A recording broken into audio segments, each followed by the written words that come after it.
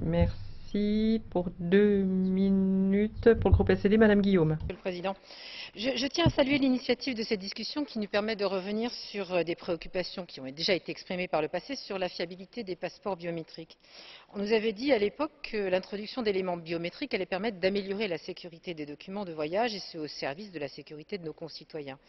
Mais une enquête récente a montré que 10% des passeports français seraient faux, car leur édition s'appuierait sur des documents extrêmement faciles à falsifier, à savoir la copie d'un acte de naissance. Dans ce contexte, comment imaginer que la multiplication des données biométriques et autres puces sécurisées soit le meilleur moyen de protéger nos concitoyens? Les failles qui existent... Madame Guillaume, c'est possible plus lentement parce que le service de traduction. Oui, je vous promets. Les failles qui existent devraient donc nous inviter à une plus grande prudence.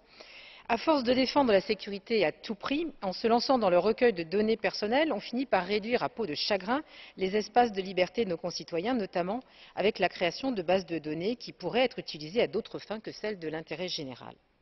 Une autre dimension que je souhaite évoquer ici, ce sont les intérêts parfois obscurs qui se cachent derrière de tels développements.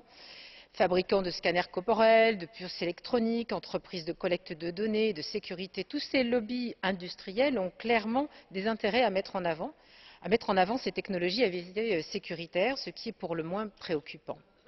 Face à cette logique de fichage de la population à laquelle nous assistons un peu partout en Europe, il faut être vigilant face au risque d'atteinte au droit au respect de la vie privée.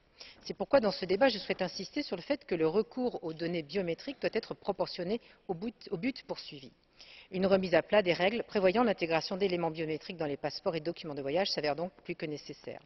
Et enfin, concernant l'évaluation menée par la Commission sur la mise en œuvre de ces règles au niveau national, vous venez de nous donner un certain nombre de précisions fort utiles.